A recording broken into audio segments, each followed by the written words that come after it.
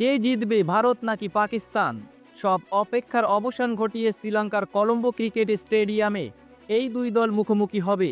শেষবার এই দুই দল এশিয়া কাপে ২৮শে সেপ্টেম্বর মুখোমুখি হয়েছিল। সেই ম্যাচে ৫ উইকেটে জয় তুলে নিয়েছিল ভারতীয় দল। সে বছর এই দুই দল তিনবার একে অপরের মুখোমুখি হয়। ভাগ্যের কি পরিহাস, ভারতীয় দল তাদেরকে সব ম্যাচে হারিয়েছিল। এখন ২০২৬ সময় বদলে গেছে, খেলোয়াড়ও অনেক বদলে গেছে। কি হবে ফলাফল, কে জিতবে, ভারত নাকি পাকিস্তান, তা সময়ই বলবে। পাকিস্তানের বিপক্ষে দুর্দান্ত পারফরমেন্স করা বিরাট কোহলি আর তো নেই। তার মতো ইনিংস কেউ কি পারবে খেলতে? যদি না পারে তাহলে কি হবে? সমীকরণ কি বলছে এখন সব থেকে বেশি শক্তিশালী কে? এই সব কিছু নিয়ে আলোচনা করব আজকের এই ভিডিওতে। ভারত বনাম পাকিস্তান মানেই টান টান উত্তেজনা। শ্রীলঙ্কার কলম্বো ক্রিকেট স্টেডিয়ামে এই দুই চিরপ্রতিদ্বন্দ্বী আবারও মুখোমুখি, কিন্তু এবারের সমীকরণটা একটু আলাদা। আমরা যদি গত কয়েক বছরের ইতিহাসের দিকে তাকাই, ভারতের দারুণ জয় পরিষ্কার দেখা যায়। শেষ 10টি ম্যাচের মধ্যে ভারত জিতেছে 8টি, আর পাকিস্তান জিতেছে মাত্র 2টি।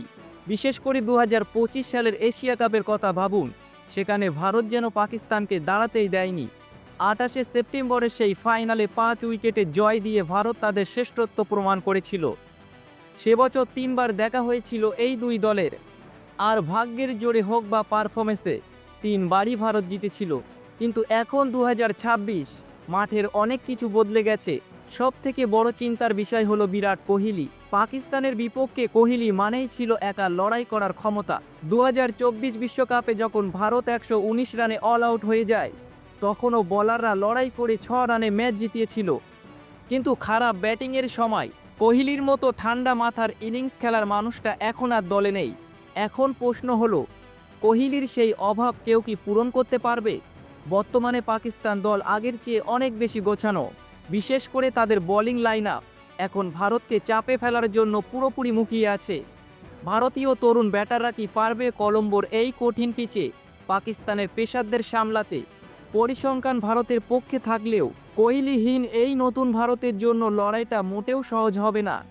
একদিকে ভারতের দীর্ঘদিনের জয়ের রেকর্ড বজায় রাখার জেদ, অন্যদিকে পাকিস্তানের হারের রেকর্ড ভাঙার লড়াই। শেষ পর্যন্ত কলম্বোর আকাশ কার রঙে রাঙাবে তা সময় বলে দেবে। আপনাদের কি মনে হয়, কোহলিকে ছাড়া ভারত কি পারবে পাকিস্তানকে হারাতে? কমেন্ট করে আমাদের জানাতে ভুলবেন না।